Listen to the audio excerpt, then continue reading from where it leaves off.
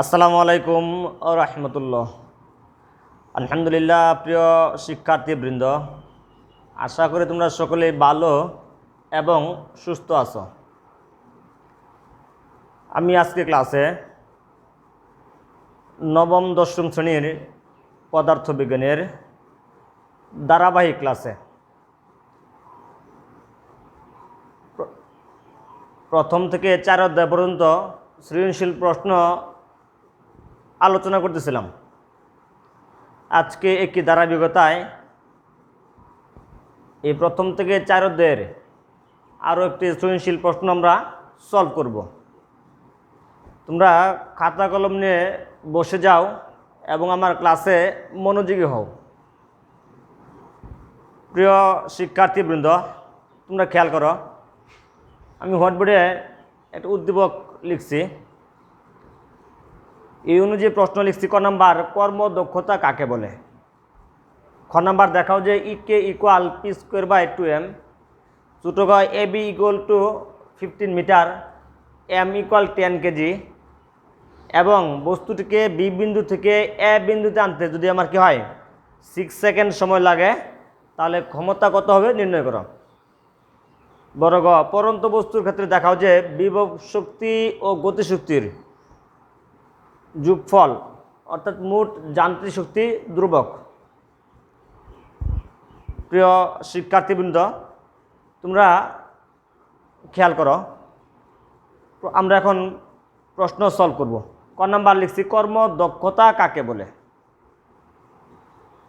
তোমরা খাতা লিখে নাও যে আমরা জানি একটা ইঞ্জিনে যে শক্তি থাকে সেটি হলো ইঞ্জিনের কার্যকর শক্তি। কোনো যন্ত্রের কর্মদক্ষতা বলতে বোঝায় যে যন্ত্রের মধ্যে যে পরিমাণ শক্তি থাকে এবং বাইরে থেকে যে পরিমাণ শক্তি সরবরাহ করা হয়, এই দুইয়ের অনুপাতই হলো আমার কর্মদক্ষতা। কর্মদক্ষতাকে গ্রিক ওয়ার্ড ইটা দ্বারা কি প্রকাশ করে? তোমরা লিখে নাও।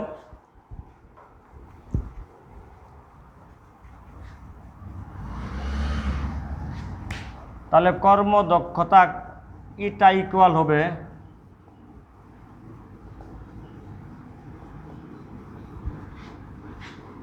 লব্য কার্যকর শক্তি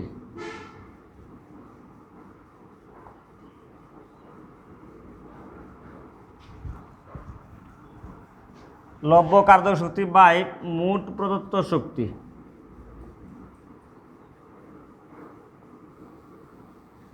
ইন্টু 100%। তাহলে এখান থেকে লেখা যাবে আবার লব্য কার্যকর ক্ষমতা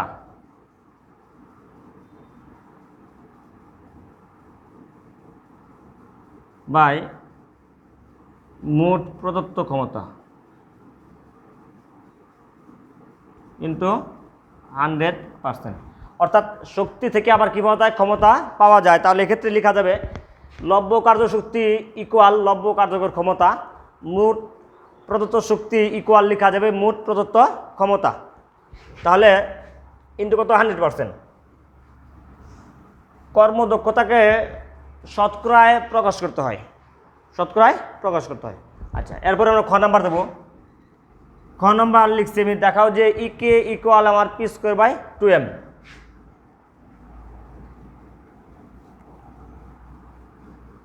এটা তোমাকে দেখাতে হবে।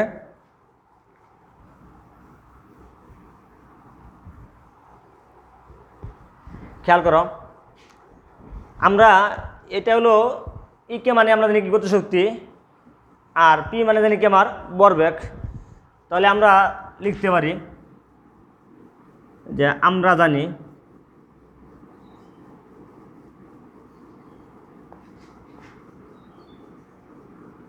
গতিশক্তির সংজ্ঞা রাশিমালা ইতিপূর্বে আমরা কি আলোচনা করেছি। আমরা জানি E K equal half M V square. তাহলে এই ক্ষেত্রে লেখা যাবে M square V square by 2m।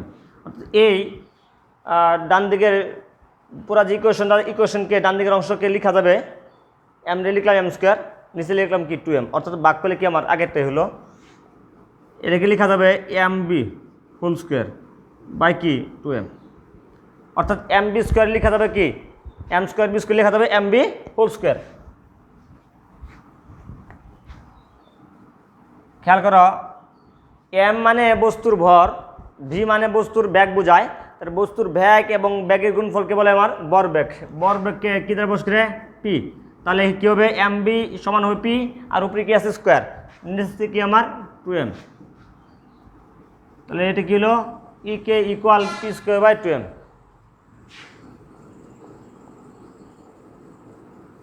আই নির্ণয় কি আমার গতিশক্তি এবং ভরবেগের মধ্যে কি সম্পর্কযুক্ত সমীকরণ।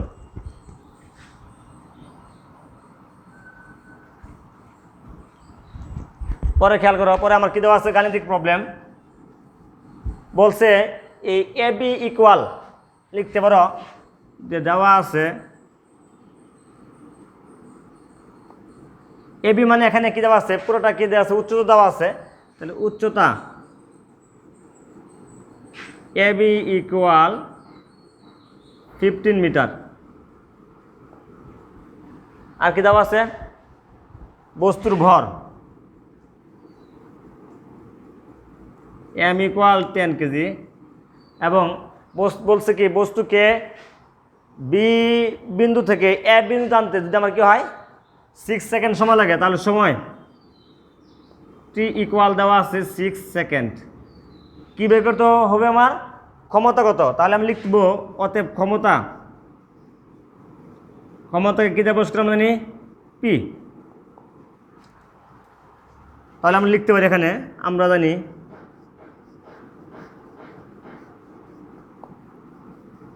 ক্ষমতা সমীকরণ থেকে জানি ডব্লিউ ডিভাইডেড বাই টি, মানে অর্থাৎ কাজকে সময় ধরে ভাগ করলে কী পাওয়া যায় ক্ষমতা পাওয়া যায়, এটা আমরা জানি। তাহলে এখানে কী লেখা যাবে, আবার কাজ সমান লেখা যায় ডব্লিউ সমান এম জি এস বাই কি টি। এখন মান বসাও, এম কত দেওয়া আছে আমার 10, আর জিটা আমার কি আমার অভিকর্ষ ত্বরণ যার মান ফিক্সড মানে নির্দিষ্ট, যে মান আমরা জানি 9.8, আর এস মান জানি কত আমার এখানে 15 মিটার, টি হলো 6 সেকেন্ড। অর্থাৎ ফিজিক্সের ইতিপূর্বে আমি গাণিতিক প্রবলেম এবং অঙ্ক সলভ করছি, যে বলছি এটাই মনে রাখতে হবে যে আমরা যখন আমরা মান বসাবো তখন সাথে একক লিখব না, সর্বশেষ যে রাশির আমার মান বের করতে হবে ওটার আমরা কি একক লিখব। তাহলে এখন পুরোপুরি ভাগ যায় না, তাহলে কি করা যাবে উপরে করে গুণ করলে কী হয় 150 ইন্টু 9.8 ভাগ 6 কত হয় 254। আমরা জানি ক্ষমতার একক কি আমার ওয়াট। তাহলে ক্ষমতা চাইছে আমার ক্ষমতার একক জানি কি ওয়াট। এখন আমি যেটা বলতেছিলাম যে একক আমরা সর্বশেষ লিখব, অর্থাৎ মান বসালে আমার এটাই হবে, একক বসালে বস্তুর ভর এম কেজি, জি আমার একক হলো কি মিটার পার সেকেন্ড স্কোয়ার, আর দূরত্বের একক আমার উচ্চতার একক কি মিটার, নিচে আসতে কি আমার সময়। তাহলে খেয়াল করো আমরা জানি কি kg metre per second square সমান জানি লেখা যায় নিউটন মিটার, নিউটন, আর একক কি আছে মিটার, নিচে কি আমার সময়। তাহলে আমার কি নিউটন মিটার সমান লেখা যায় কি আমার জুল, আর এস আছে এস কি ইনভার্স কি আমার এস ইনভার্স, তাহলে জুল পার ইনভার্স মানে জুল পার সেকেন্ড সমান কি হলো ওয়াট। এইভাবে আসলে কি হবে তুমি সঠিক মান বসালে একটা কি হবে সঠিক হবে।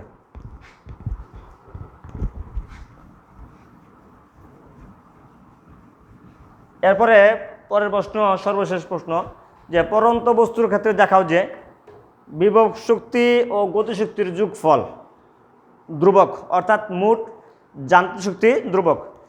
অর্থাৎ যে চিত্রটা দেওয়া আছে এটা হলো কি আমার পরন্ত বস্তুর সাপেক্ষে চিত্রটা দেওয়া আছে, খেয়াল করো।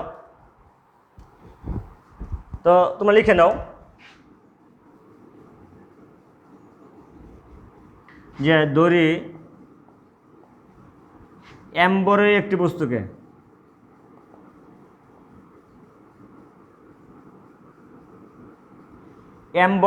বস্তুকে ভূপৃষ্ঠ থেকে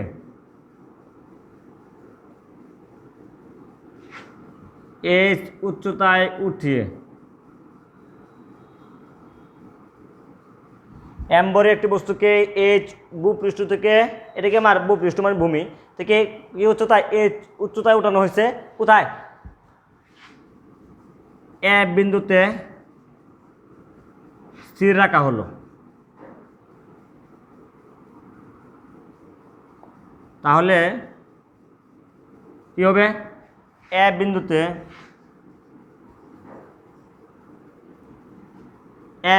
শক্তি হবে কি?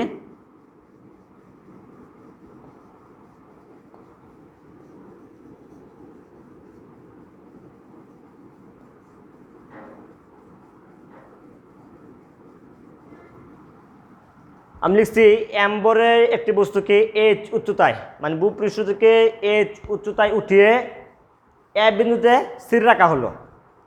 তাহলে বলছি আমি এ বিন্দুতে বস্তুটির সমস্ত শক্তি কি হবে? আমার বিভব শক্তি। বিভব শক্তির সংজ্ঞা থেকে আমরা জানি যে একটা বস্তুকে স্বাভাবিক অবস্থান থেকে যদি অন্য কোনো অবস্থায় নিয়ে যাওয়া হয় তাহলে যে শক্তির যে পরিবর্তন হয় দ্যাট মিন্স ওটা হলো কি আমার বিভব শক্তি, যাকে স্থিতিশক্তিও বলে।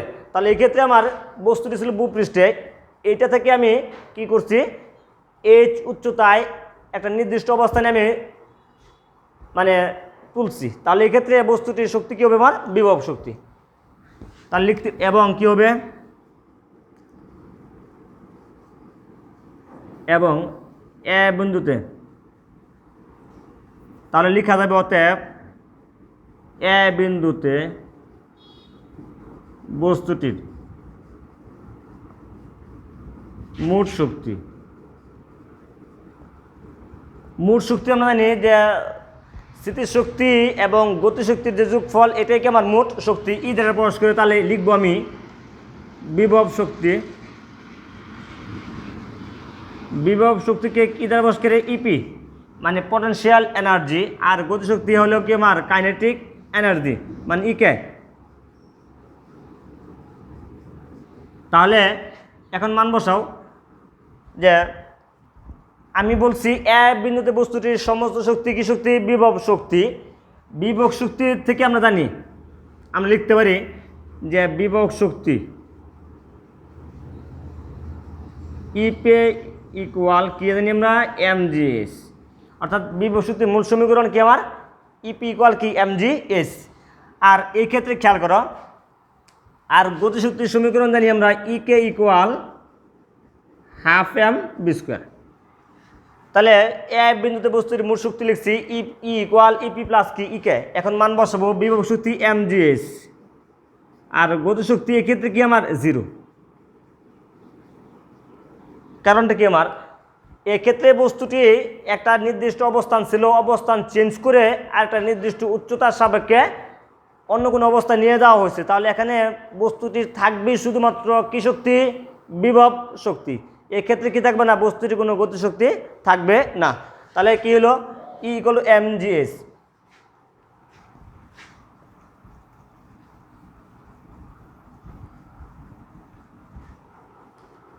তোমরা লিখো আবার বস্তুটিকে যদি এ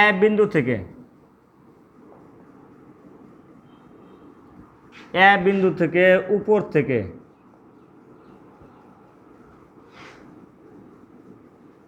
নিচের দিকে ছেড়ে দেওয়া হয়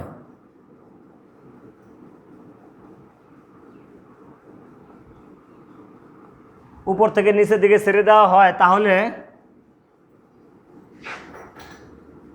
বস্তুটি কি হবে? গতিশীল হবে। কি বলছে? এখন বস্তুটি যদি উপর থেকে নিচের দিকে ছেড়ে দেওয়া হয় তাহলে বস্তুটি গতিশীল হবে। অর্থাৎ আমরা জানি কোনো একটা বস্তু গতিশীল থাকার দরুন কাজ করার যে সামর্থ্য অর্জন করে তাকে বলে কি? গতি শক্তি। তাহলে এক্ষেত্রে বস্তুটি কী হবে? গতিশীল হবে। তার মানে বস্তুটি কি থাকবে? গতিশক্তি থাকবে।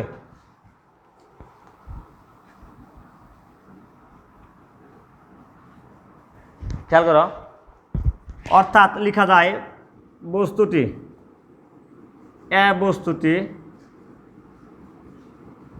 x দূরত্ব অতিক্রম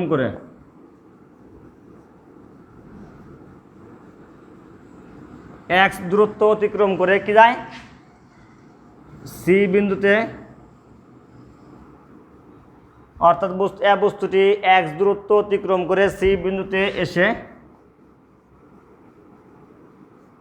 পৌঁছে। আচ্ছা, তাহলে লেখা যাবে সি বিন্দুতে বস্তুটির বিভব শক্তি। তাহলে সি বিন্দুতে বস্তুটির বিভব শক্তি কি হবে?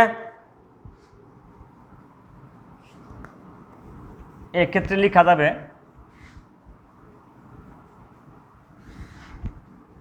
তাহলে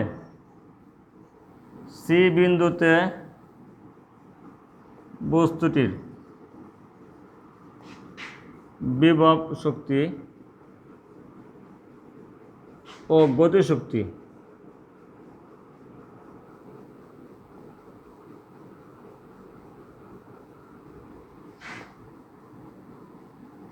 কি হবে? বস্তুটির বিভব শক্তি ও গতিশক্তি এক্ষেত্রে কি থাকবে? কেন? কারণ বস্তুটি গতিশীল হয়েছিল, এই জন্য গতিশক্তি থাকবে। আর একটা নির্দিষ্ট উচ্চতায় বস্তুটি অবস্থান করতেছে, এই জন্য কি থাকবে? আমার বিভব শক্তি থাকবে। তাহলে লিখতে পারি অতএব সি বিন্দুতে বস্তুটির বিভব শক্তি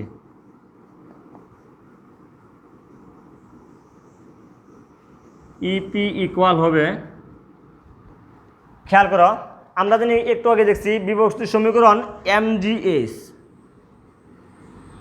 কিন্তু এই ক্ষেত্রে যেহেতু বস্তুটি এ বিন্দু থেকে x দূরত্ব কি করছে? অতিক্রম করছে এবং সি বিন্দুতে এসে পড়ছে, সেজন্য আমার হবে কি দূরত্ব হবে আমার কি টোটাল উচ্চতা ছিল কি আমার h, তাহলে আবার যেহেতু সে এ বিন্দু থেকে x দূরত্ব অতিক্রম করছে, তাহলে এখানে দূরত্ব হবে এবং উচ্চতা হবে h মাইনাস x।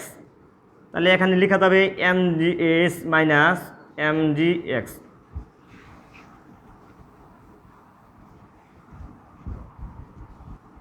তাহলে আর কি হবে? এবং সি বিন্দুতে বস্তুটির গতিশক্তি হবে ইকে ইকুয়াল, আমরা জানি গতিশক্তি সমীকরণ ইকে ইকুয়াল কি হাফ এম বি স্কোয়ার। এক্ষেত্রে লেখা যায়, খেয়াল করো, যেহেতু আমার বস্তুটি গতিশীল হয়েছে আর এখানে কি কাজ করতেছে? অভিকর্ষ ত্বরণ কাজ করতেছে, তাহলে এক্ষেত্রে কি হবে? বি স্কোয়ার সমান লেখা যায় ই স্কোয়ার প্লাস কি 2gh, অর্থাৎ পরন্ত বস্তুর ক্ষেত্রে আমার কি সমীকরণ হয়? বি স্কোয়ার ইকুয়াল ই স্কোয়ার প্লাস কি 2gh।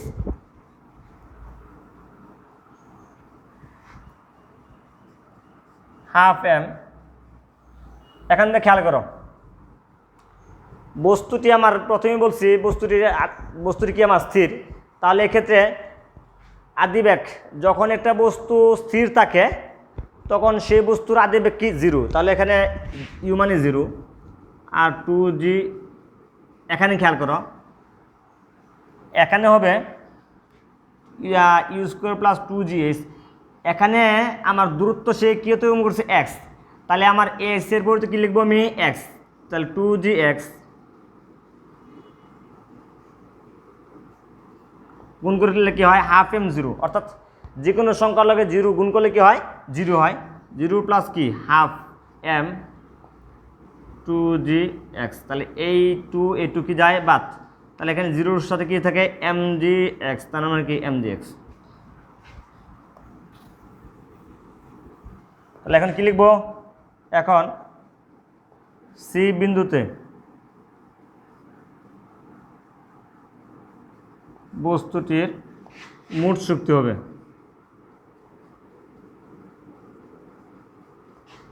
কত হবে? ইকে ইকুয়াল টু কি ই ইকুয়াল ইপি প্লাস ইকে, তার মানে এখন মান বসাবো। ইপি কত পাইছি আমরা? ইপি পাইছি M G H minus M G X. আচ্ছা, আর কে পেলাম আমরা এই যে এম জি এক্স। ঠিক আছে, তাহলে এই ক্ষেত্রে খেয়াল করো এম জি এক্স আর মাইনাসের এম জি এক্স আছে, তাহলে কী যাবে, বাদ দেওয়া যাবে। তাহলে কী থাকবে আমার এম জি এইচ। তাহলে এ বিন্দুতে আমাদের গতিশক্তির মোট শক্তি মান পাইছিলাম এম জি এইচ, সি বিন্দুতে মান কত পাইছি এম জি এইচ। তাহলে লেখা যাবে অনুরূপভাবে যে সি বিন্দুতে বি বিন্দুতে বস্তুটি পৌঁছানোর পূর্ব মুহূর্তে এই মোট শক্তি কত হবে, এম জি এসি হবে। তা লিখতে পারি আমরা যে অনুরূপভাবে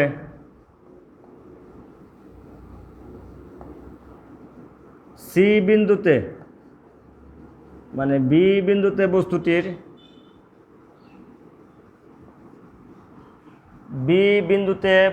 পৌঁছানোর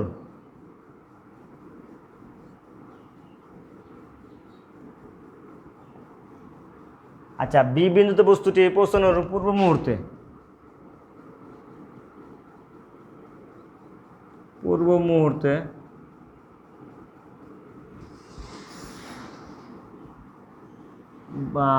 অর্থাৎ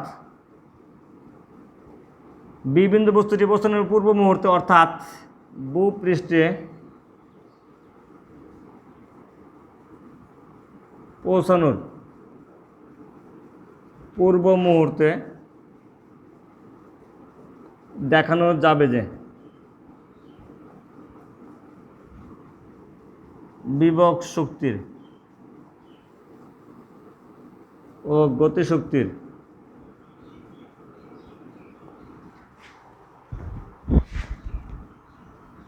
বিভব শক্তি ও গতিশক্তির মোট গতিশক্তির যোগফল ধ্রুবক। অর্থাৎ কি ই ইকুয়াল হবে এম জি এস। তাহলে কি লিখলাম আমরা, লিখতে পারি অনুরূপভাবে বি বিন্দুতে পৌঁছানোর পূর্ব মুহূর্তে অর্থাৎ ভূপৃষ্ঠে পৌঁছানোর পূর্ব মুহূর্তে আমার দেখানো যাবে যে যে বস্তুটির বিভব শক্তি ও গতিশক্তির যোগফল কী হবে, ধ্রুবক। অর্থাৎ মোট যান্ত্রিক শক্তি ধ্রুবক, অর্থাৎ ই ইকুয়াল কি এম জি এইচ।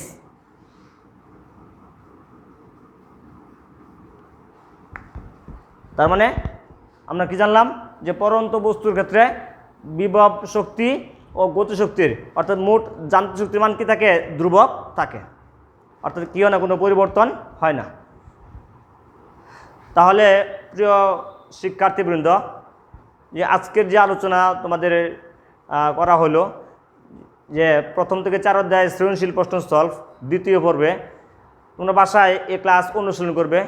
যদি বাসায় অনুশীলন করো তাহলে আমি আশা করব তোমরা খুব সহজে এই প্রশ্নগুলো, যে এরকম টাইপের যে প্রশ্ন আসবে তোমরা খুব সহজেই আয়ত্ত করতে পারবে। তোমরা ভালো থাকো, সুস্থ থাকো। আসসালামু আলাইকুম ওয়া রাহমাতুল্লাহ।